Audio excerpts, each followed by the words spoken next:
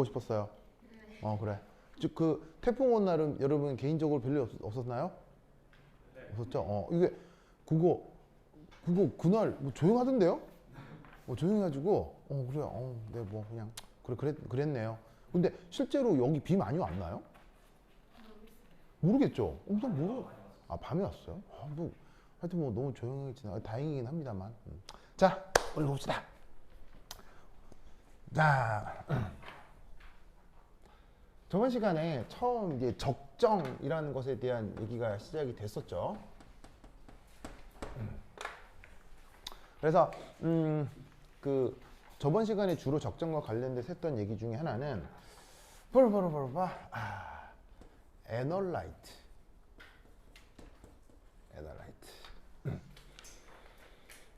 자, 이 애널라이트가 이제 우리말 번역이 좀 없다고 했는데 이게 바로 우리말로 뭐라고 굳이 번역하자면 적정의 대상이 된다고 했었죠. 그래서 이 적정 대상은 뭘 모르는 녀석이라고 했어요. 그 농도를 모르는 대상이라고 했어요. 그래서 애널라이트는 항상 모르는 미지수다. 자, 여기에 니기를 반응시킨다고 했어요. 니기를 반응시킨다고 했어요. 적정이라는 건 애널라이트의 니기를 반응시키는 거예요. 저번 시간에 했잖아. 그치? 적정 수단. 그걸 전문 용어로 타이트런트라고 했었죠. 타이트런트. 알겠죠? 그래서 얘가 번역이 딱히 없어서 얘가 적정 수단이라고 했고요. 이 녀석은 당연히 그 농도를 알아야 되겠어요? 몰라야 되겠어요? 당연히 알아야 되겠죠. 그래서 이 애널라이트와 타이트런트의 그 뭐냐면은 반응을 우리가 이런 걸 적정 반응이라고 하는 거예요.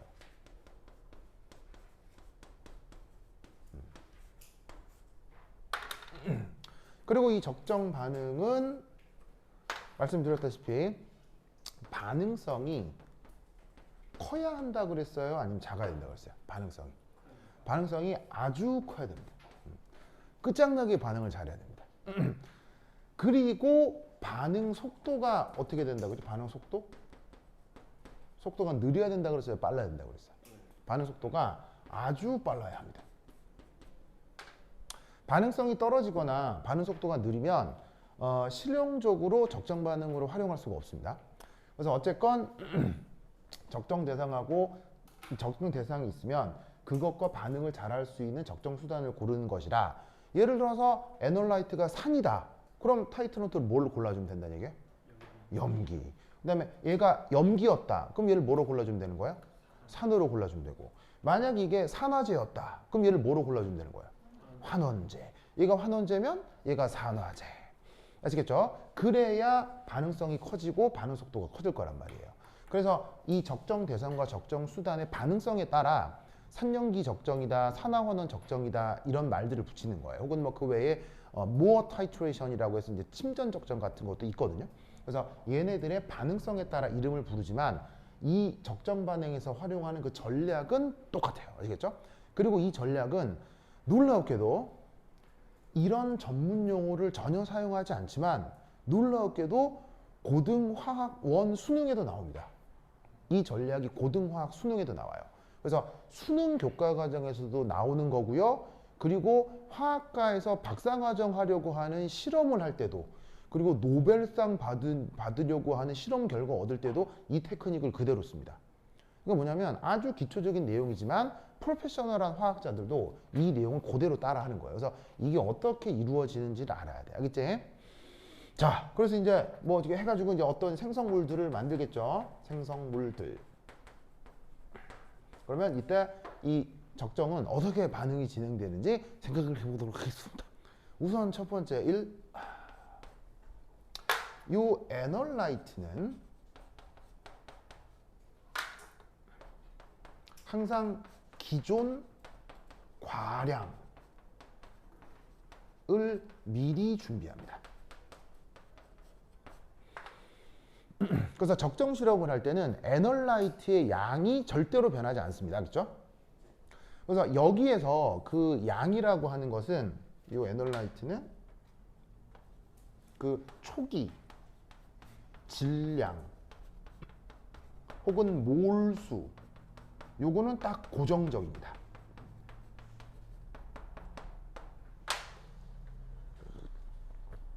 그러니까 실험을 해 나가는데 적정 반응을 실험을 해 나가는데 처음에 에널라이트의 질량과 몰수는 딱 정해져 있는 거고요.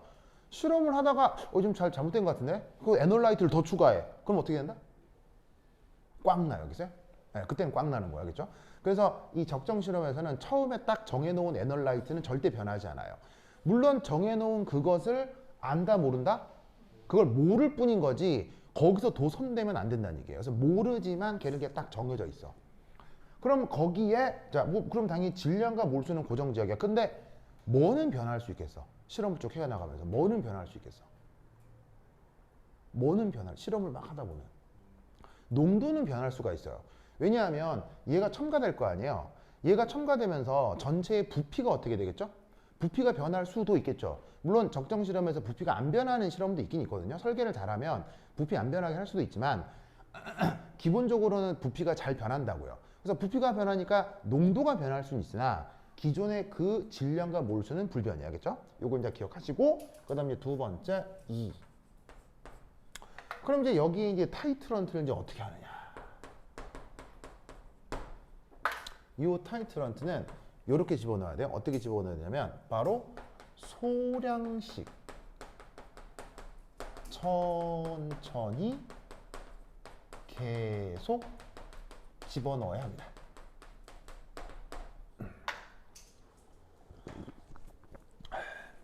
자, 양을 얼마나 집어넣어야 된다고요? 조금씩 넣는 거야, 조금씩. 그러니까 마치 비유하자면 이런 거야. 예를 들어서 우리 도움거스 뭐냐면은 저 요리해요, 요리? 요리 잘하는 요리. 이건 내가 해도 맛있다.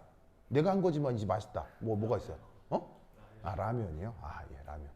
한국 사람들 라면 부심 있죠. 예, 그 자기 끓이는 방식에 대해서 굉장히 자부심들 있잖아요, 다들 막. 뭐 면이 먼저냐, 스프가 먼저냐 이 논쟁도 막 있고 막. 뭐 여하튼 애니메 라면 좋습니다. 좋아요. 민서거 쓰는 요리? 요리? 라면이야. 그래. 때때로 나는 요리 잘 하거든요. 내가 하는 것 중에 뭐 그 뭐냐면 등갈비 김치찜 이런 건 환상이에요, 진짜. 내가 해도 너무 맛있어요. 하면은 그 집에 김선아 정가연이 완전 좋아해. 아빠 너무 맛있다고 막 그럴 정도 자신 있고. 그래서 그런 요리들을 하는데 요리를 하는데 말이죠. 만약에 내가 100년째 3대째 내려오는 무지막지한 맛집의 요리 경력 50년 된 요리 장인이야. 그럼 내가 거기에 요리 팍 한 다음에 간을 맞춰야 돼. 그럼 간 어떻게 맞춰? 그런 사람 간 어떻게 그런 사람 간 어떻게 맞춰? 딱 이렇게 되잖아요. 보통 그렇잖아요. 그래 안 그래요? 자, 하지만 초보가 간 맞출 때는 어떻게 돼? 초보 간 맞출 때 어떻게 해야 돼요? 어떻게 되냐면 잘 모르잖아요. 모르니까 이렇게 하고 한 다음에 또 무슨 말인지 알겠죠? 그 뉘앙스라는 얘기예요. 무슨 말인지 알겠죠? 그러니까 만약에 내가 이 상황을 완전히 지배하고 있으면 내가 원하는 양을 빡빡 때려 넣을 수가 있지만 기본적으로 이 화학 반응 자체가 시각적으로 눈에 보여요, 안 보여요? 자, 에널라이트 분자 눈에 보이겠어요, 안 보이겠어요? 타이트너트 분자 눈에 보이는 게 아니기 때문에 얘는 기본적으로 반응 자체가 미지수라고요. 모른다고, 눈에 안 보여요. 그러니까 내가 그 알지도 못하는 이 둘의 반응을 완전히 제어해서 정확한 약을 딱 때려 넣을 것이다. 이 불가능하다는 얘기죠. 그래서 어떻게 해야 되냐면 항상 타이트런트는 조금씩 그리고 천천히 넣어야 되겠죠? 천천히. 그리고 어떻게? 계속 넣는 거예요. 계속. 그러면 이때 어떤 일이 벌어지냐면 3. 이거 3인데 동그라미구나. 동그라미.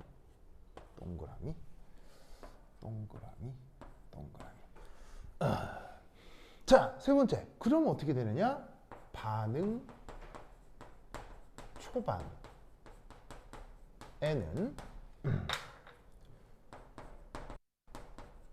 요 타이트런트가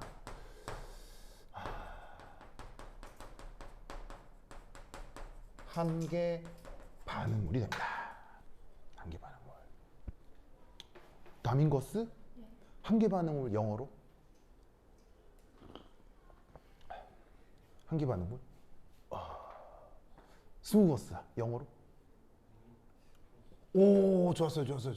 바로 리미팅입니다. 리미팅 에이전트라고 하는데, 그래서 이제 번역을 한계 시약 이렇게 번역하기도 합니다. 그래서 한계 반응물, 한계 시약이라고 하는 건데, 이 녀석은 뭐냐면 완전 소모되는 반응물을 우리말로 한계 반응물, 영어 표현으로는 리미팅 에이전트라고 합니다. 자, 에널라이트하고 타이트런트는 방금 말씀드렸다시피 반응 잘하는 거라 그랬어요, 못하는 거라 그랬어요? 반응 억수로 잘하는 걸로 고른 거라고 했죠. 억수로 잘하는 겁니다, 그냥. 그러면 얘가 초반에 딱 정해져 있어요. 그런데 에널라이트를 찔끔씩 넣는다고 했죠. 그러면 아무리 여기 이제 반응 개수가 뭐 A 대 B 뭐 반응 개수가 있긴 하겠지만, 몇 대 몇의 반응 개수가 있긴 하겠지만, 질량적 측면으로 얘가 그냥 꽤 많은 거고, 질량 측면에서 얘가 조금 들어오기 때문에 반응이 진행이 되면, 자, 기존에 있었던 에널라이트도 반응에서 일부 쫑 사라지겠죠.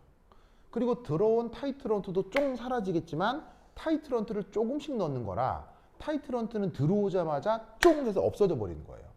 하지만 에널라이트는 기존에 양이 많으니까 반응을 해도 찔끔 해서 남아있을 거 아니에요. 그러면 남아있는 돈 말고 넣어서 없어지는 애를 뭐라고 한다고? 한계 반응물이라고 한다고. 무슨 말인지 알겠죠? 그래서 이 적정의 테크닉에서는 우선 초반이 무조건 이 타이트런트가 한계 반응물이 돼요. 알겠죠? 자, 그런데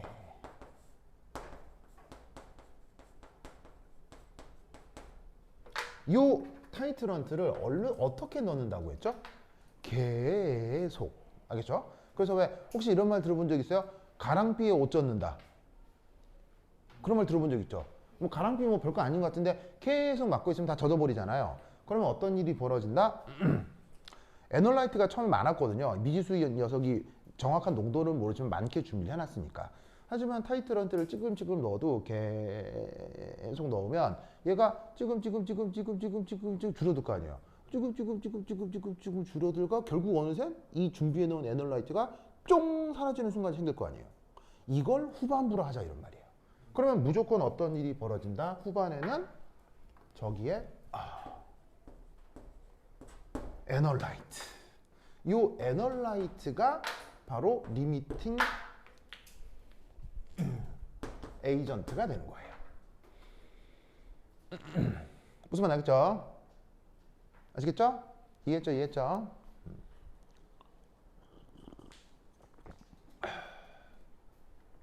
이때 3과 4 사이의 어딘가에서 놀랍게도 우리말로 당량점.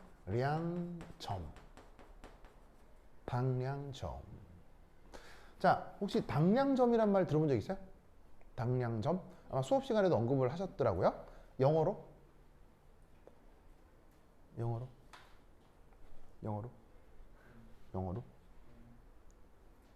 보르보르보르바 이퀄리밸런스 포인트라고 합니다.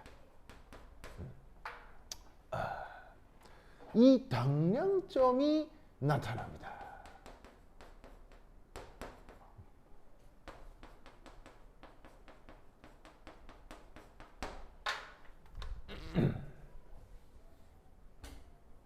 자, 그럼 여기에 새로운 표현 당량점이라는 말이 있는데요. 자, 이 당량점 뜻이 뭐죠? 당량점 뜻이 뭐예요? 당량점의 뜻이 뭐예요? 당량점의 뜻이 뭐예요? 당량점의 뜻이 뭐예요? 당량점의 뜻이 뭐예요? 자, 이게 바로 뭐냐면 바로 그겁니다. 얘가 에널라이트와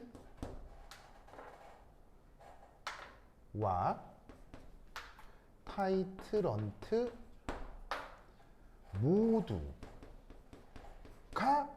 한계 반응물이 되는 상황. 당량점이라고 합니다. 자, 이게 이제 뭔 말이냐면 이거예요. 이게 처음에 에너라이트가 많았죠. 그런데 타이트런트를 넣는데 찔끔찔끔 넣긴 하지만 계속 넣는 거잖아요. 계속 넣는 거니까 어느 순간 에너라이트도 쭉 해서 뿅 사라지는데, 아까도 얘기했듯이 에너라이트가 됐건 타이트런트가 됐건 분자가 눈에 보여, 그 분자가 눈에 보이는 건 아니에요. 분자가 눈에 보이는 건 아니기 때문에 에너라이트가 다 사라졌는지 모르고 이 타이트런트를 계속 넣을 거 아니에요. 그러면 그 이유는 에너라이트는 없고 타이트런트만 들어온 상태에서 타이트런트만 점점 양이 많아지겠죠. 그런 일이 계속 진행이 될 거 아니에요. 그러면 초반에는 에너라이트가 남아 있었지만 후반에는 타이트런트가 남아 있겠죠. 그러면 그 후반과 초반의 중간에 기가 막히게도 에너라이트가 딱 없어진 순간 지금까지 넣어준 타이트런트도 뿅 다 없어져 버린 그 찰나의 순간이 있겠죠. 있을 수밖에 없을 거 아니에요. 그걸 뭐라고 부른다? 당량점이라고 하는 거예요. 그래서 정확한 정의는 에너라이트와 타이트런트 모두가 한계 반응물이 되는 거. 한계 반응물이 뭐라고 그랬어요? 소모돼서 완전히 없어지는 거라고 했죠. 무슨 말 알겠죠? 알겠죠?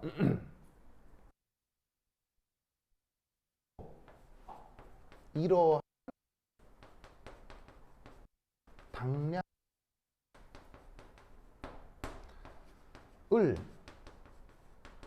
정확하게 알아내는 것은 가능할까요? 불가능할까요? 그 당량점을 정확하게 알아내는 거 가능할까요? 불가능할까요? 불가능합니다. 자, 왜 불가능하냐면 완전 소모되는 거잖아요. 완전 소모라는 것은 수학적으로 뭘 얘기하는 거예요? 수학적으로 0을 얘기하는 거죠. 그럼 생각해봐요. 우리는 화학에서 몰이라고 하는 개념을 쓰잖아요. 그럼 여기 1몰이면 개수가 몇 개? 아니 뭐 1몰이면 10의 23승계잖아요. 그럼 0.01몰이라고 해서 아주 낮은 농도를 생각해도 10의 20승이 넘잖아요. 그러면 10의 23승에 해당하는 입자들이 있을 거 아니야. 그 입자를 눈에 보이지도 않는데 정확하게 개수를 맞춰서 너도 완전히 0, 너도 완전히 0 가능하겠어요? 불가능하겠어요? 불가능한 거예요. 알겠어요? 불가능해요. 그러니까 엄밀하게는 몰 수적 측면에서 개수 측면에서 둘 다 완전히 뿅 이렇게 사라지는 순간을 당량점이라고 하는 건데, 그 수많은 개수를 정확하게 0으로 만든다? 그건 사실 불가능한 거예요. 무슨 뜻이냐? 하지만 불가능한 점이 그걸 해도 사람의 눈에 어떤 이상한 현상이 나타나는데 바로 이런 일이 벌어집니다. 그 당량점, 그걸 알 수는 없지만 당량점 전후에 아주 급격한 물리적 변화가 나타납니다.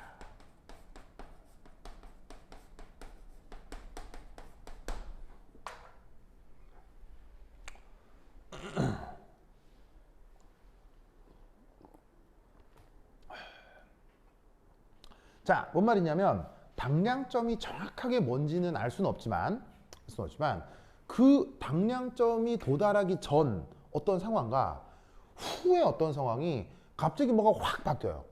확. 무슨 말 알겠죠? 그러면 여기에 있는 급격한 물리적 변화에 대표적으로 뭐가 있느냐?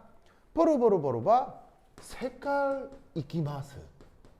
색깔. 퍼르던 애가 갑자기 빨갛게 변하는 거예요. 혹은 뭐 뻘겋던 애가 투명해진다거나. 무슨 말 알겠죠? 그래서 저 색깔의 변화를 알아내는 시약을 우리가 또 뭐라고 하죠?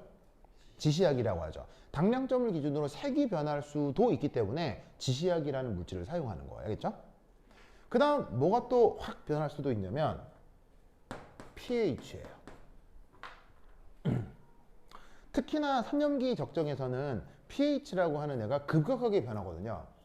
그래서 이게 변하는 정도가 당량점에 도달하기 전이나 후는 완만하게 변하다가 이 당량점에 도달하게 되면 pH가 미친듯이 확 변하거든요. 그걸로부터 당량점을 지나갔구나 라고 짐작을 하는 거예요. 그 다음 뭐도 왕 변할 수가 있냐면 전이.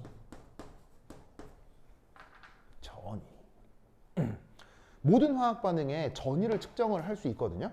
근데 그 전이가 완만하게 변하다가 당량점 전후에서 역시 확 변합니다. 그래서 저 전이 측정은 어디서 하냐면 앞서 에널라이트하고 타이트런트를 전기화학적인 산화제, 환원제로 고를 수 있다고 했죠. 그럴 경우는 이 녀석의 색깔이나 pH를 측정하는 것보단 전위를 측정했을 때 확 변하는 경험을 할 수 있어요. 그래서 산화제, 환원제 가지고 실험을 할 때는 전위 측정을 하는 거예요. 그럼 그게 우악 변하고 그것으로부터 당량점이 있었구나를 짐작을 하는 거죠. 그래서 이 전위와 관련된 이 산화환원 적정은 여러분 선배 기준으로 3학년 1학기 때 막 하고 하더라고요. 어쨌건 지금은 3년기 적정. 자, 그런데 이런 것뿐 아니라 그 외에 생각할 수 있는 모든 물리량들이 다 바뀌어요. 예를 들면 탁도. 탁도란 말 알아요? 탁도? 탁도?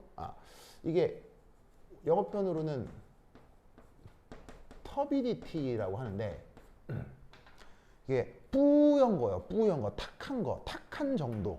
그걸 한자말로 탁도, 영어로는 터비더티라고 하는데 이게 뭐냐면 혹시 여러분 질산은하고 NaCl 섞으면 무슨 침전 만들어지죠? 질산은 AgNO3 그다음에 NaCl 섞으면 무슨 침전 만들어져? 중학교 책에도 나오는 AgCl 침전 만들어지잖아요. 중학교 책에 AgCl 나오죠? 그러면 생각해봐. AgNO3 질산은 수용액 색깔 뭐예요? AgNO3 색깔 뭐예요? 수용액 투명입니다. 그 다음 NaCl 소금 수용액 색깔 뭐예요? 투명입니다. 투명.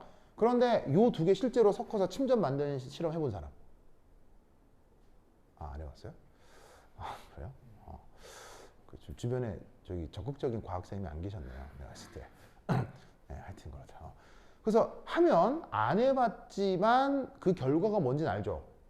섞으면 흰색 침전이 만들어진다고 하잖아요. 그럼 흰색 침전이 만들어진다는 얘기는 투명했던 게 어떻게 된다는 얘기예요? 뿌옇고 탁해진다는 의미죠. 그러니까 그 둘의 어떤 특별한 반응이 일어났을 때 전에는 투명했는데 갑자기 뿌 이렇게 변할 수가 있다고요. 뿌. 자, 이것도 급격한 변화예요? 안 급격해요? 이것도 급격한 변화죠. 그걸로 당량점이 있었구나를 짐작할 수도 있어요. 무슨 말인지 알겠죠? 자, 근데 이렇게 막 전문적인 물리량 말고도 막 부피가 변한다거나 뭐 질량이 변한다거나 막 기타 등등 생각할 수 있는 거의 모든 물리량들이 다 변해요.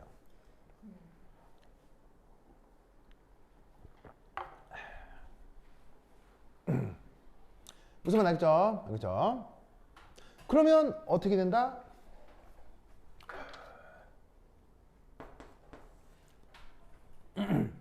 그러면 그 급격한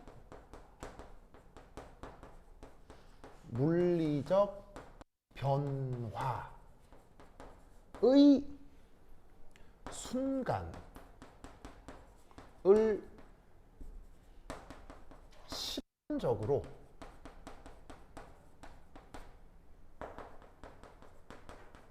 찾아낸 것을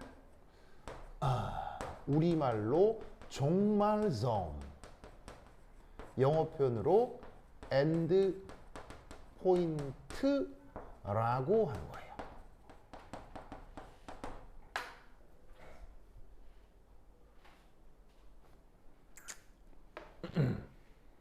자, 무슨 말이냐? 예를 들어 색변화를 예로 듭시다. 그 당량점에 도달하기 전에는 레드였다고 치죠. 그리고 당량점을 지난 후에는 블루라고 치죠. 그러면 레드일 때도 여전히 당량점은 아니고요. 블루일 때도 당량점이 아닌 거예요. 그럼 어디가 당량점인 거예요? 레드도 아닌 것이 블루도 아닌 것이 할 때 그 어딘가가 당량점이잖아요. 그러면 여러분 생각해봐. 무지개를 봐도 빨주노초 파란 거 뭐가 칼로 자른 듯이 딱 정해져 있어. 이게 굉장히 색깔은 연속적이야. 색깔이 굉장히 연속적이니까 이게 빨갛다가 파라면 중간에 이게 파란 것도 아니고 빨간 것도 아니고 이걸 빨갛다고 해야 되는지 파랗다고 해야 되는지 애매한 영역이 있을 거 아니에요. 그 영역 어딘가가 당량점인 거야. 그러면 사람마다 여긴 것 같은데? 여긴 것 같은데? 이럴 수 있잖아요. 그렇게 사람마다 여기가 아닐까? 여기가 아닐까?로 실험을 결정한 걸 그걸 엔드포인트라고 하는 거예요. 무슨 말 알겠죠?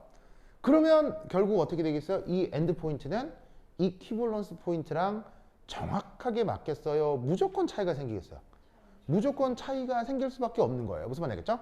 그래서 이렇게 가상적인, 그러니까 이제 이 일종의 그 당량점은 매우 이상적인 아이디어란 상황인 거죠. 그런데 이 종말점이라고 하는 건 아주 리얼한 상황인 거예요. 그러니까 보시다시피 저기에 당량점과 종말점의 차이를 뭐라고 부른다? 요걸 적정 오차라고 합니다.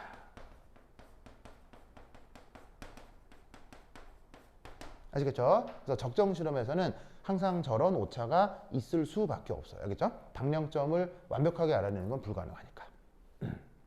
아시겠죠? 그래서 이렇게 진행되는 것이 바로 뭐다? 뭐냐면 적정 실험이다라는 걸 꼭 기억하셔야 됩니다.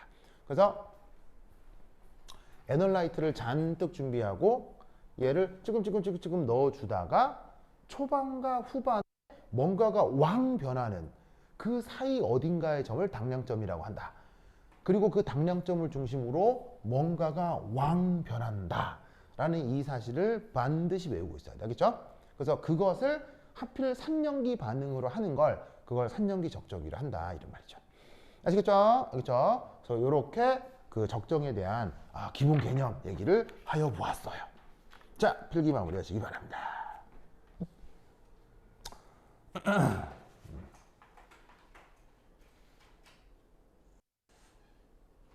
자, 다 쓰였어요?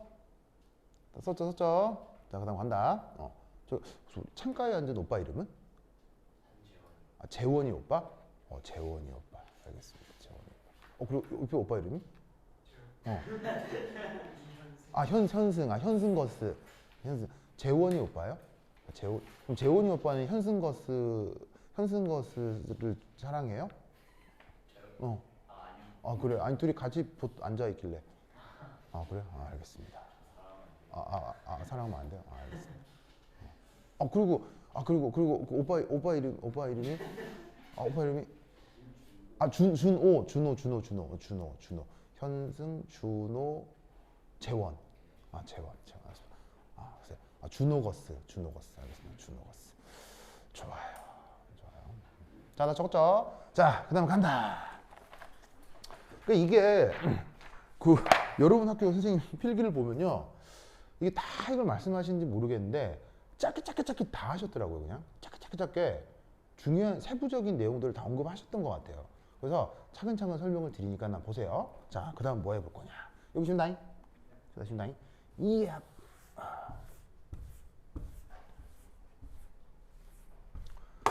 자, 그 다음.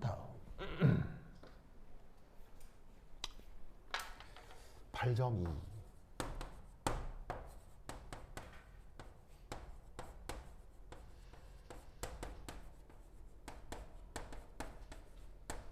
자, 스탠다디제이션이라고 하는 그 표현이 있거든요. 우리말 번역은 표준화.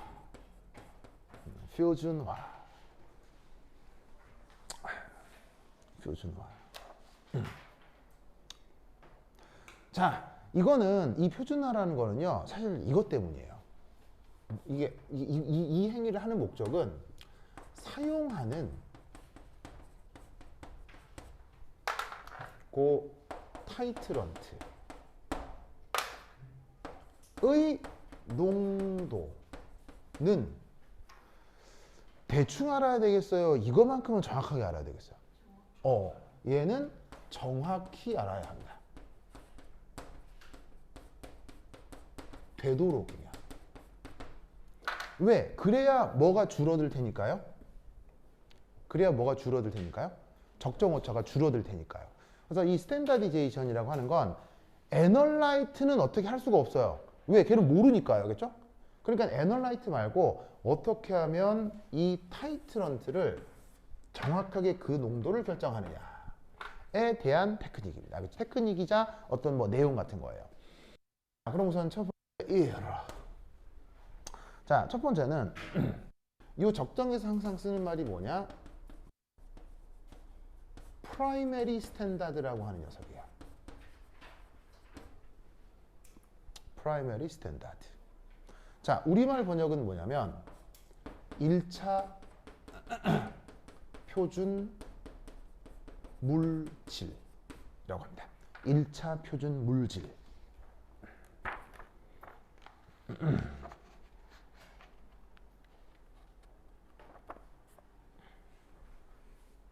보이시죠? 그래서 이 적정 과정에서는 선형기 적정이건 침전 적정이건 산화원은 적정이건 항상 저 프라이머리 스탠다드란 말이 나오거든요.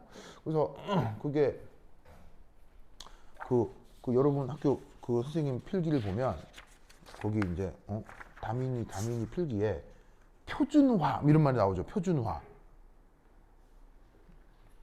나오잖아요. 표준화. 그거 가장 마지막 페이지 보면 요거 여기 보면 이게 한마디 표준화.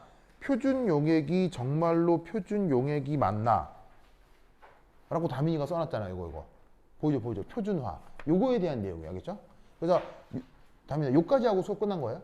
그래서 요 다음 내용인 거예요. 다음 내용. 이 말을 했다는 얘기는 요거와 관련된 몇 가지 내용이 더 있다는 얘기예요. 알겠죠? 자, 그럼 그게 뭐냐?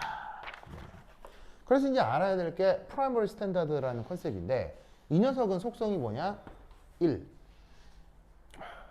왜냐면 그 자체가 아주 순수합니다. 그 자체가 이제 물질의 속성 자체가 깨끗해요.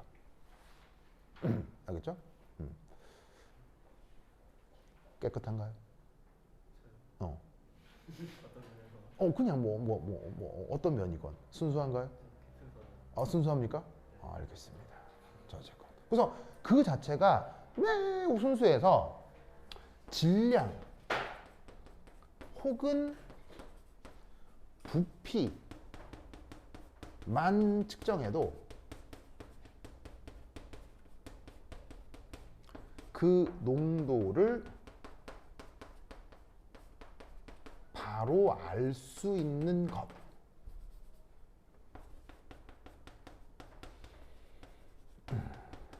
그걸 1차 표준 물질이라고 합니다. 무슨 말 알겠죠? 자, 예를 들어서 물론 이걸 화학실험을 직접 사용하진 않지만 예를 들어서 금 1kg에 얼마게요? 금 1kg에 8천만 원 하거든요. 금 1kg에 8천만 원 하거든요. 물론 시세에 따라 달라지겠지만 시세가 정해져 있으면 금 2kg는 그럼 얼마란 얘기입니까? 정확하게 1억 6천만 원이라는 얘기 아니에요? 무슨 말 알겠어요? 그러니까 그럼 왜 우리는 그런 얘기를 할 수 있어요? 금의 순도를 100%라고 가정하니까요. 그러니까 걔 자체가 워낙 순수하게 잘 존재할 수 있어서 무게만 탁 달면 바로 그 속성이 바로 탁 나오는 거. 그런 물질들을 1차 표준 물질이라고 하는 거예요. 사실 금도 1차 표준 물질로 쓸 수는 있으나 화학실험에서 쓰진 않겠죠. 그렇죠? 왜냐면 그렇게 비싼 걸 쓸 수는 없잖아요. 그러니까 그런 속성을 가진 물질들. 알겠죠? 그래서 그런 걸 1차 표준 물질이라고 하는데 자, 그럼 이제 얘 같은 경우 어떤 성격을 갖느냐?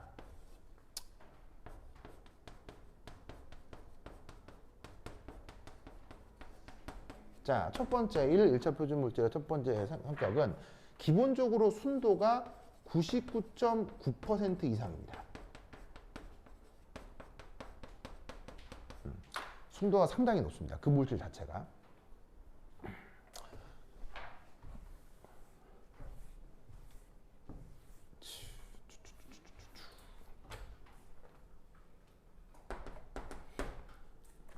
그 다음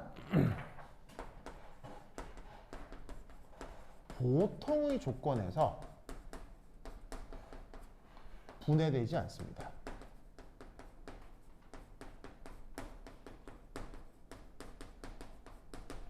가만히 내비뒀는데 지가 알아서 없어져 버리면 그런 거 갖고 실험하겠어요? 못하겠어요?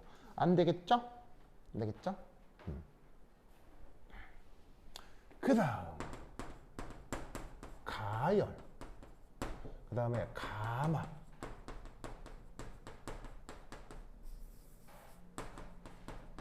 등의 조건에서도 안정해야 된다. 자, 왜냐하면 실험할 때 열을 가할 수도 있잖아요. 그리고 이제 가열한다는 얘기는 냉각도 가능하겠죠, 그렇죠? 그래서 뭐 뜨겁게 하거나 차갑게 하거나 다 표현하는 거예요. 그러니까 그리고 감압이라는 얘기는 압력을 낮추거나 높추거나 다 얘기하는 거예요. 그래서 압력이나 온도계가 변해도 뭐 예를 들어서 막 온도를 막 10,000도 올렸다, 막 이런 건 어쩔 수가 없겠죠. 그런 거 말고 그냥 보통 실험 영역에 한 200~300도 영역, 뭐 그런 정도의 영역에서는 어떻게 안정하게 잘 존재할 수 있는 물질, 알겠죠? 이런 조건이 바로 1차 표준 물질의 조건이 된다 이런 말이죠. 현승거스? 예. 누가 연락이 왔어요? 아빠한테. 아빠. 알겠습니다. 아빠께서 연락을 주셨군요. 아빠일까요? 그러네요. 현승거스 혹시 여자친구 있나요? 네. 대단하다. 내가 고등학교 때의 목표가 서울대를 가는 게 아니었거든요. 고등학교 때의 목표가 여자친구를 사귀는 게 나의 목표였어요. 네. 근데 난 결국 실패했죠. 네. 그래서 이 고등학교 때, 중고등학교 때 여자친구가 있는 친구들 보면 정말 기특하고 대견하고 막 대단하다고 생각이 들어요. 하여튼 그렇다. 그래. 좋습니다. 알겠죠? 스노보스 여자친구? 아직 없어요? 옛날에 있었나요? 그런가요? 나도 대학생이 돼서 처음 그 여자친구를 사귀었어요. 예, 그 어릴 때는 인기가 1도 없었거든요. 뭐 그렇다고 지금도 인기가 있는 건 아니지만, 뭐 하여튼 그렇다. 좋아요. 자, 저거 그다음. 그럼 이제 지금 이제 1차 표준 물질에 대한 기본적인 성격 얘기를 했죠. 자, 근데 재밌게도 요거 지금 우리가 하려고 하는 산염기, 요 적정 실험에서는 이제 곧 문제에서 만나게 되겠지만, NaOH, KOH 이런 애들. 그러니까 뭐 예를 들어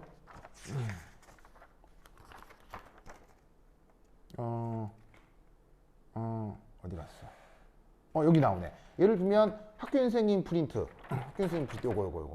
요거 한 장짜리 요거 한 장에 뒷페이지. 뒷페이지 찾았어요? 뒷페이지에 보면 그 두 번째, 세 번째 달라게 뭐 강산의 적정, 뭐 이항성자성 산의 적정 해가지고 거기다가 NaOH를 계속 첨가하고 있는 거 보이죠? 뭐 N20 넣었을 때, 60 넣었을 때 막 이런 말 나오잖아요. 찾으십니까? 이런 식으로다가 이제 적정 실험에서는 NaOH 혹은 KOH 이런 걸 많이 보게 될 거거든요. 그런데 이 산염기 적정에서는 NaOH, KOH는 에서 NaOH는 프라이머리 스탠다드가 아닙니다. 1차 표준물, 그러니까 1차 표준 물질이 아니라기보다는 1차 표준 물질이 불가능합니다. 1차 표준 물질이 될 수가 없어요. 자, 얘가 1차 표준 물질이 될 수가 없다는 얘기는 어떻게 된다? 우리 오빠 이름이? 도훈 오빠 여기 어디 갔다 왔어요? 네? 어디 갔다 왔어요? 언제요? 지금. 방금 어디 갔다 왔죠? 네? 방금 어디 갔다 왔죠? 어디 갔다 온 거야 지금? 진짜 도훈 오빠. 도훈 거 지금 몇 시야? 조금만 쉬었다 할게요. 도훈 거 저 봐봐요. 자, 그래서 얘가 1차 표준 물질이 될 수 없다는 얘기는 얘는 속성상 순도가 99.9%가 된다는 얘기, 안 된다는 얘기예요. 안 된다는 얘기입니다. 안 되고요. 그리고 이 둘은 놀라웠게도 보통의 조건에서 안정하다는 얘기입니까? 안정하지가 않다는 얘기입니까? 안정하지가 않습니다. 알겠죠? 그래서 이 둘의 물질은 산염기 적정에서 억수로 많이 쓰는 물질일 수밖에 없지만 이런 성격을 충족하지 못해서 쟤들은 1차 표준 물질이 안 되는 거예요. 그게 학교 선생님 필기에 표준 물질이 표준 물질인가 물음표, 그게 그거예요. 알겠죠? 그럼 왜 안 되느냐? 잠깐 말씀을 드리면 두 번째 이런 색의 중요한 속성 뽀로뽀로뽀로바 대기 중의 CO2 얘를 흡수해 버립니다.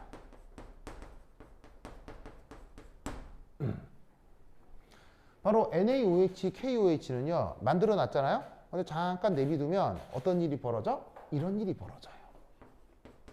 짜잔, 수용액 상태겠죠? 그러면 이산화탄소 기체가 주변에 뭐 조금이라도 있을 수 있잖아요. 그럼 둘이가 반응하면 뭐가 되게요? 뽀로뽀로뽀로바 이게 돼버립니다.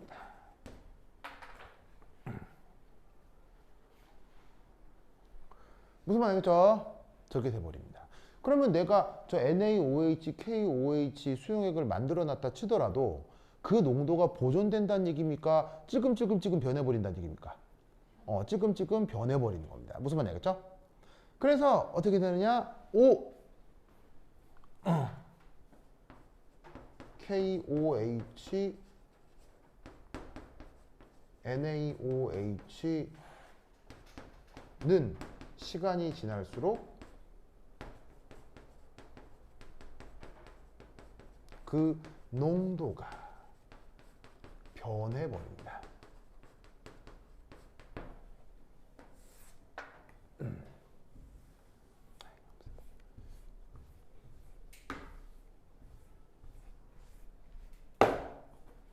그 다음 이 KOH, NaOH는 놀라웠게도 조해성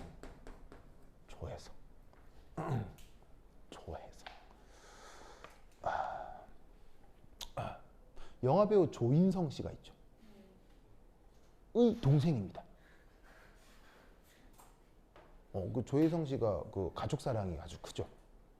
그래서 조혜성 씨가 그 뭐 가족을 되게 왜냐면 물론 안 그런 사람은 없지만 다 그래서 하여튼 그 조인성 씨의 동생 조혜성 씨 라기보다 조혜성이 무슨 뜻이죠? 뭐냐면 이게 어떻게 했냐면 고체가 대기 중 수분을 흡수해요.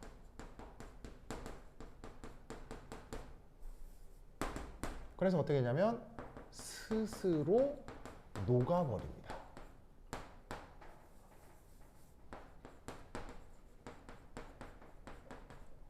그러니까 이게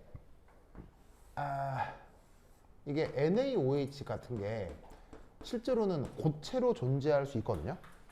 그래서 팔아요. NaOH가 고체 타입으로 팔아요. 그래서 NaOH가 배달되어 오는 거를 딱 뚜껑을 열어보면 투명하고 하얀 고체 덩어리들 안에 들어있어요. 근데 그 놈을 사용하려고 딱 꺼내놓는 순간 어떻게 된다? 금세 이렇게 쌓아 놓았던 부분에서 지르르르 물기가 생겨버립니다. 물기가 생겨요. 이 물기가 뭐겠어요? 바로 수증기를 흡수해서 NaOH 알아서 수용액이 돼버리는 거예요. 알겠죠? 이런 성격을 뭐라고 한다? 조해성이라고 해요. 그래서 NaOH를 딱 떠서 공기 중에 딱 내버려 두면 이런 건조한, 그러니까 이게 에어컨 잔뜩 틀어서 건조한 날에도 지가 알아서 혼자 지르르르 녹아버리면서 물기가 반짝반짝 생겨버린다고. 그러면 얘 같은 경우는 이 상태로 저울에 올려놓으면 저울에서 질량이 어떻게 되겠어? 질량이 시간이 지나면 계속 증가하는 거예요. 그러면 시간이 지나면 질량이 계속 증가한다는 얘기는 얘 질량은 정확하게 측정하는 게 가능하다, 불가능하다? 불가능하다는 얘기예요. 그래서 NaOH는 어떻게 된다? 그 질량과 몰수를 정확하게 측정하는 것이 불가합니다.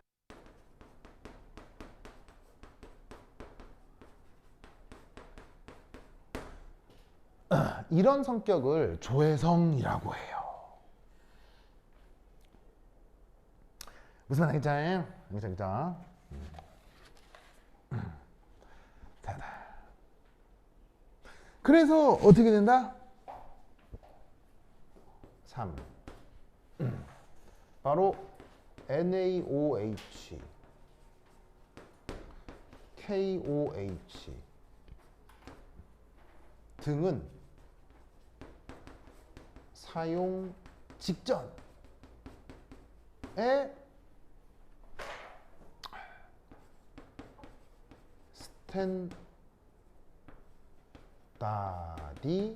스탠다디제이션 해야 합니다. 이 스탠다디제이션이 지금의 저 제목 표준화입니다.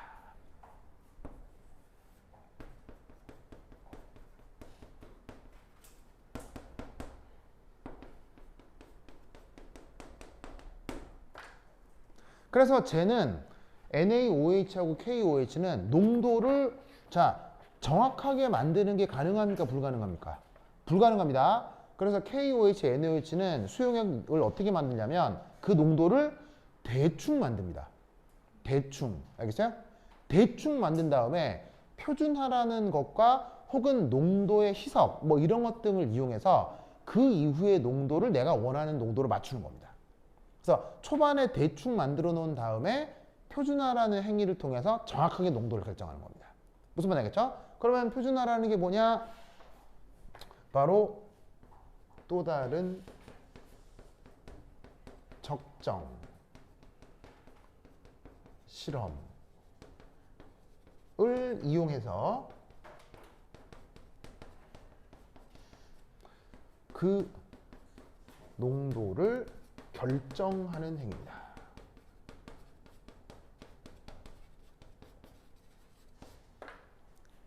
알겠죠? 그러면 저 표준화를 어떻게 해야 되느냐는 뒤에서 이제 연습 문제 하나를 풀어보면서 구체적으로 설명을 드릴 거고요. 하여튼 그래서 표준을 했다고 치자. 표준을 했다고 치자. 그러면 그 다음 어떤 것도 하나 알아두시면 좋으냐면 여기 줄게요. 여기 줄게.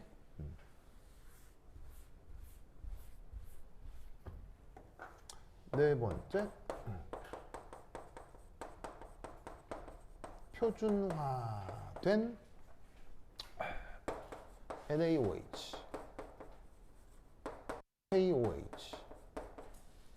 왜 두 개만 얘기하냐면 지금 산화기 적정이라서 얘기하는 거예요. 산화환원 적정에도 1차 표준물질 뭐 그런 게 있겠죠. 그때 그 녀석을 또 공부하면 되는 거예요. 산화상 적정은 요거 유명하니까 이 두 개만 얘기해요. 그러니까 표준화 어떻게 하는지는 뒤에서 보여드릴 거고 하여튼 했다고 치자. 해서 결정된 NaOH, KOH는 그러면 어떻게 보관해야 하느냐? 첫 번째 1. 바로 공기 접촉을 피해야 합니다.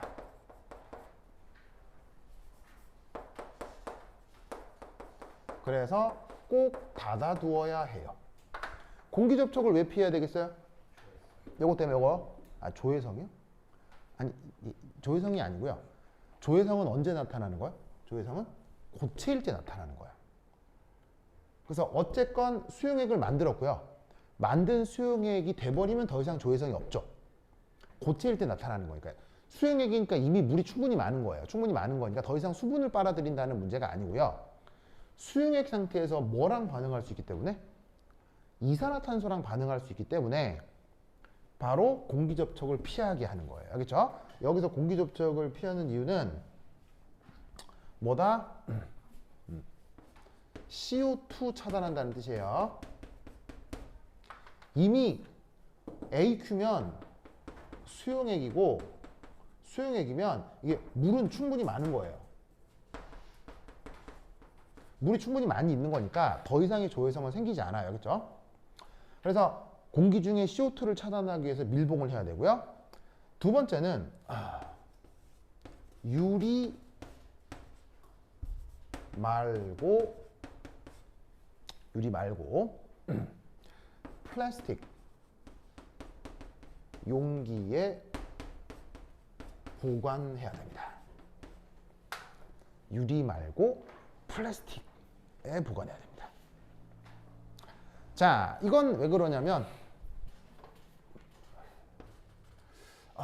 OH- 이온이 유리에 강하게 흡착합니다.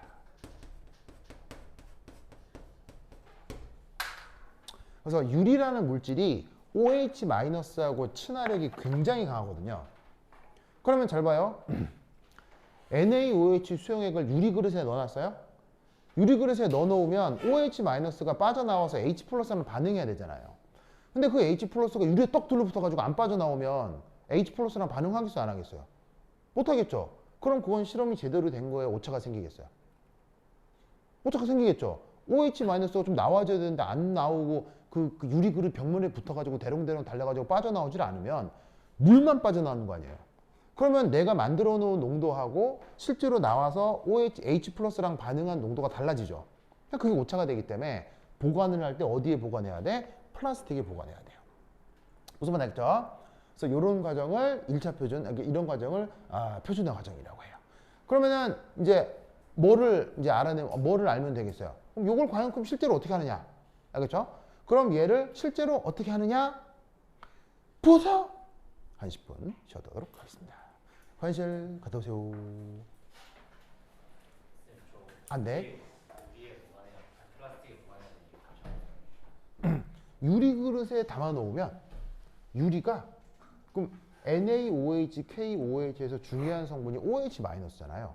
얘가 유리 표면에 들러붙어서 안 떨어져 나온다고요. 그러면 예를 들어 여기 NaOH를 담았다고 쳐요. 이게 유리 그릇이에요.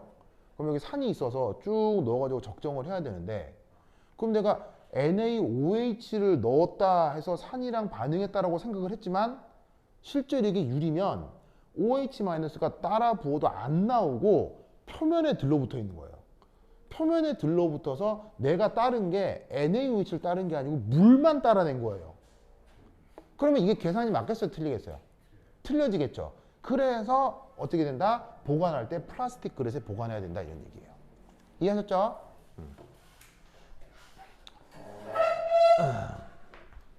좋아.